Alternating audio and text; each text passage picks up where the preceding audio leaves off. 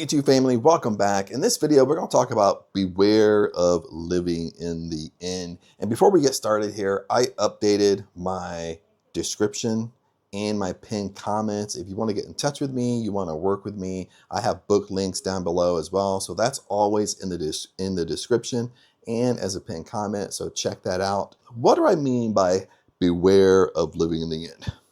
The reason why living in the inn isn't working for you is because you're making this one ginormous mistake. Okay, and I'm not going to explain living in the inn here. I have a ton of videos on my channel that really go into that. So if you don't know what I'm talking about, I will post several videos in the description for you to take a look at, other videos. But let me ask you a question real quick. When you're living in the inn and you know what I'm talking about, you're a little bit advanced with this. Okay, let's say if you want to be a millionaire and when you live in the inn, you act as if, well, if you're living in the inn properly and you want to be a millionaire, I mean, would you be going to bed at night listening to I Am a Millionaire meditations? I mean, would you actually be doing that if you are a millionaire?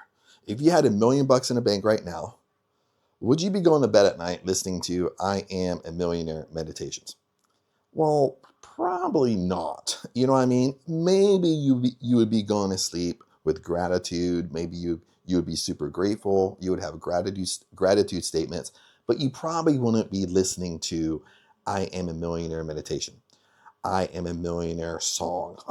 You know what I mean? You wouldn't be doing those things. And that's what we have to understand. That's what we have to talk about today a tiny bit. Now, how do I want to say this? Like your actions you're taking are not aligning with you being a millionaire. That's bottom line. Like if you want your dream house, for example, okay, and you think you're living in the inn, but would you be going about your day and doing all day long thinking about where you want to live? Well, you're not going to do that stuff if you're already living in your dream house. Would you be searching for a real estate person? No, you wouldn't, because living in the inn means you already have it. You want to be doing those actions. So that's what we have to understand when we're trying to live in the inn. And living in the inn, you go straight to the end. You have what you want. If you want to be a millionaire, you're already a millionaire. Now, your homework is you have to figure out how would you be reacting, responding? How would you carry yourself? What would you be doing if you were really a millionaire? If you really had your dream car, if you really had your dream house, if you really had your dream career, what would you be doing? This is your homework, and this is the homework that most of you are not doing. Okay, even for myself. You know, what happens is when I carry myself throughout the day, you're living in the inn, you're acting as if, the whole point is being aware of what I'm doing, being aware of what you're doing. It's awareness, because I'll catch myself having a thought, and that thought contradicts me living in the inn, already having what I want. Or I'm doing a certain action, but that action contradicts me living in the inn.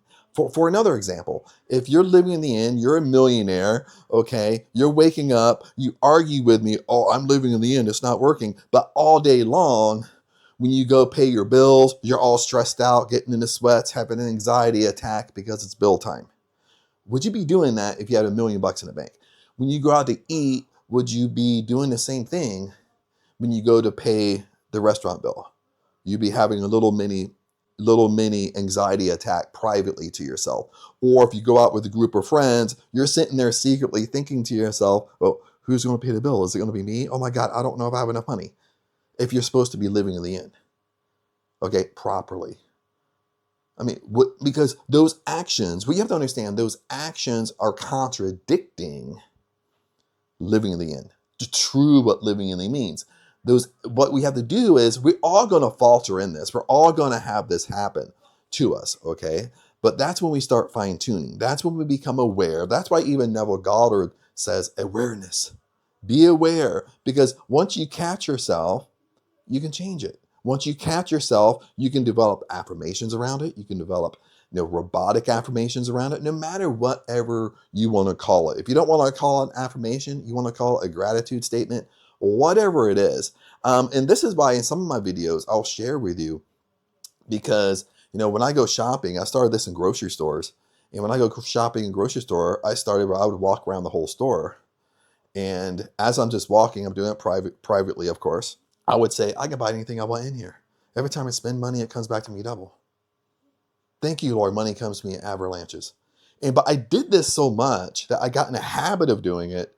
And now when I go to the store, I don't even have to think about it. My mind just goes right to it, like subconsciously. Well, I can buy anything I want in here. Okay. So the whole point here is when you're trying to live in the end, no matter what your intention is, if it's a big intention, a millionaire, a dream house, a dream car, a dream career, what you got to do is you got to start paying attention to your actions, your thoughts throughout the day, because your actions and thoughts are contradicting what your intention is.